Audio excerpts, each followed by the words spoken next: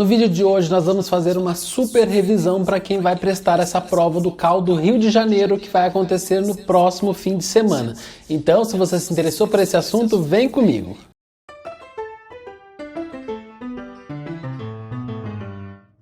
Olá, seja bem-vindo. Meu nome é Felipe, eu sou arquiteto e concurseiro e você está no Flashcards Arquitetura. E hoje nós vamos fazer uma super revisão para o concurso do CAL do Rio de Janeiro para o cargo de arquiteto urbanista, mas para quem vai fazer a prova de assistente, tem muitos assuntos que também são pertinentes ao seu edital, então fica nesse vídeo.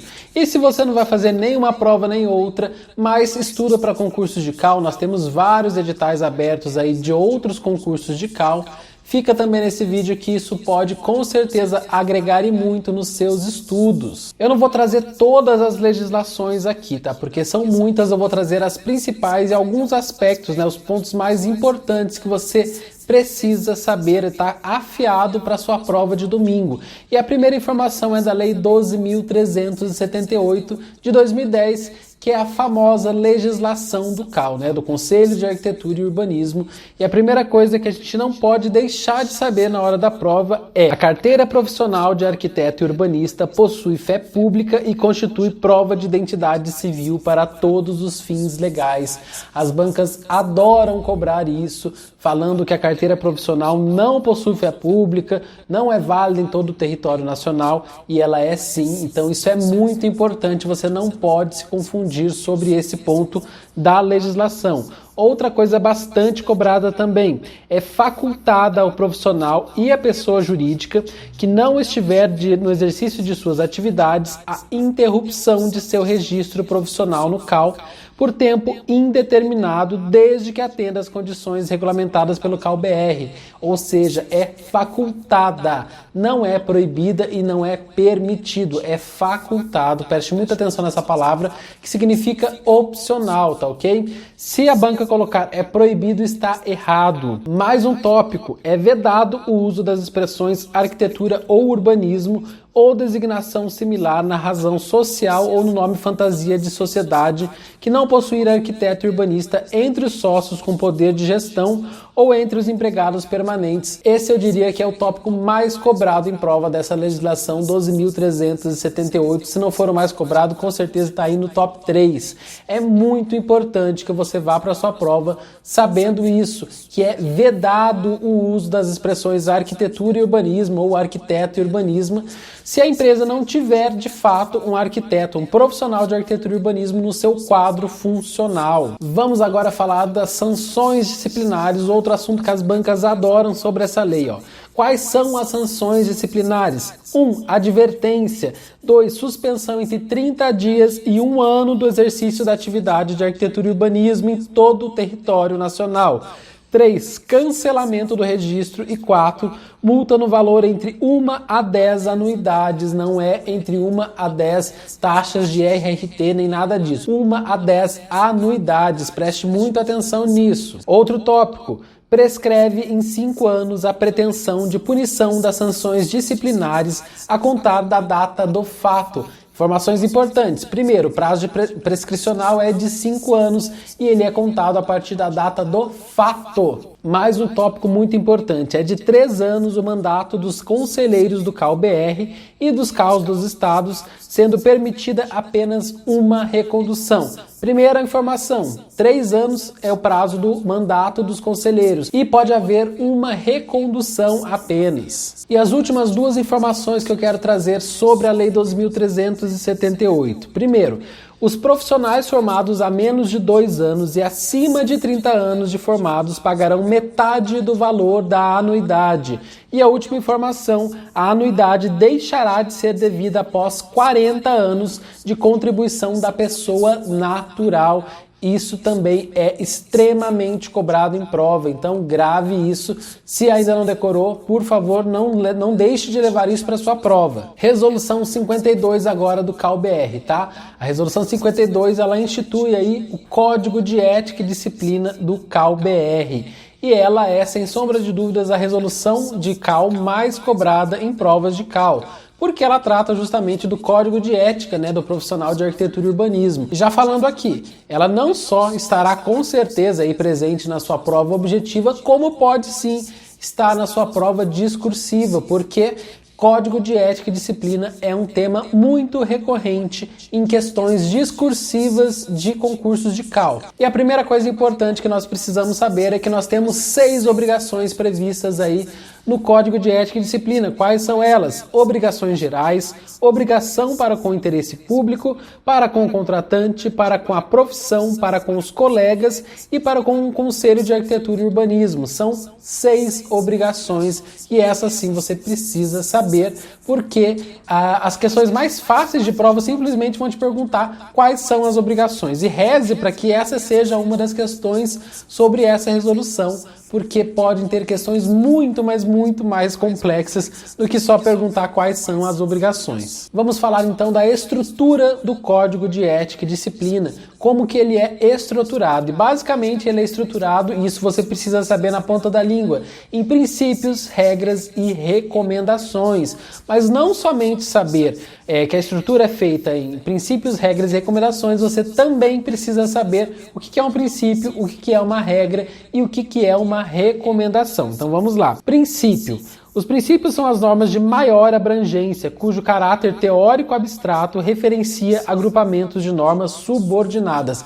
Aqui não tem para onde correr, precisa decorar esses 3 conceitos, porque normalmente quando são cobrados em provas, eles são cobrados exatamente com a literalidade da lei, tá? Então não tem para onde fugir. As regras, que são derivadas dos princípios, devem ser seguidas de forma específica e restrita a circunstâncias objetivas e concretas. A transgressão às regras será considerada infração ético-disciplinar imputável.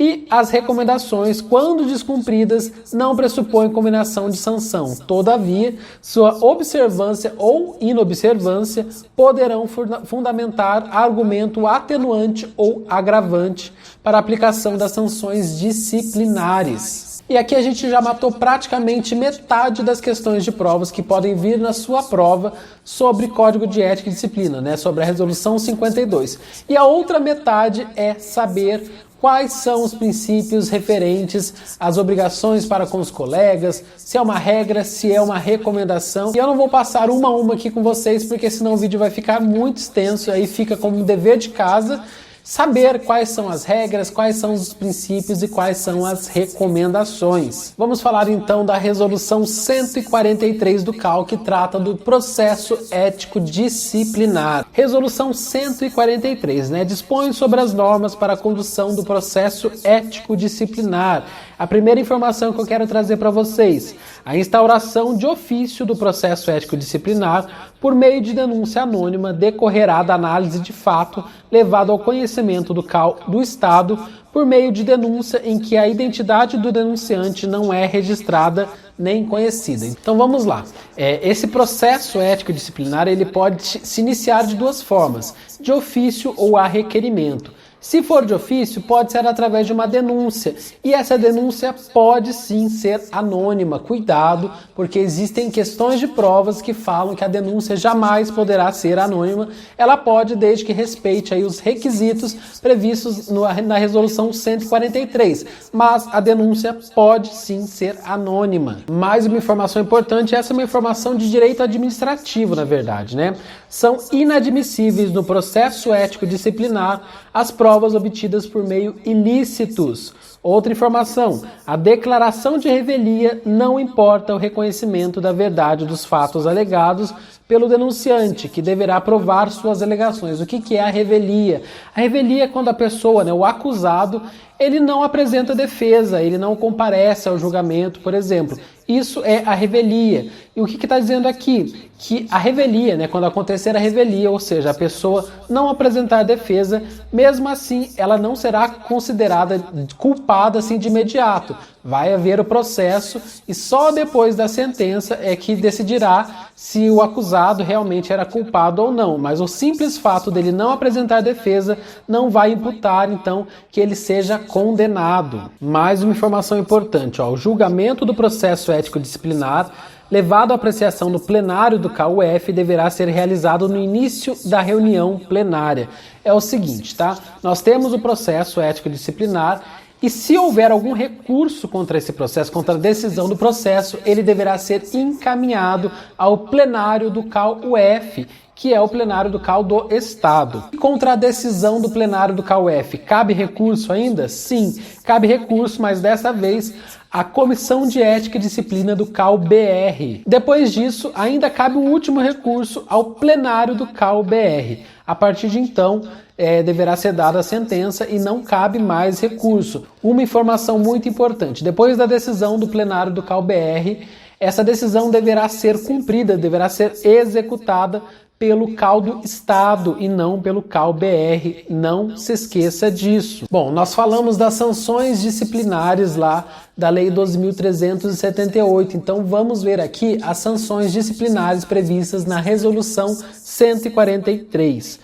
São sanções ético-disciplinares. De acordo com a Lei 12.378, a advertência, a suspensão entre 30 dias e 1 ano do exercício da profissão, o cancelamento do registro e a multa no valor de 1 a 10 anuidades. Isso não é novidade. O que é novidade? É porque a Resolução 143, ela trata então da advertência e ela fala que essa advertência poderá ser reservada ou pública. Leve isso para sua prova, porque é uma coisa que a Lei 12.378 não fala, só fala em advertência, mas que a Resolução 143 ela vai esmiuçar. Ela vai falar, sim, cabe advertência. A advertência é uma sanção disciplinar e pode ser restrita ou pública. E vamos falar então de prescrição. A punibilidade do profissional arquiteto urbanista por falta sujeita a processo ético disciplinar prescreve em 5 anos contados da data do fato. Isso a Lei 12.378, como nós vimos,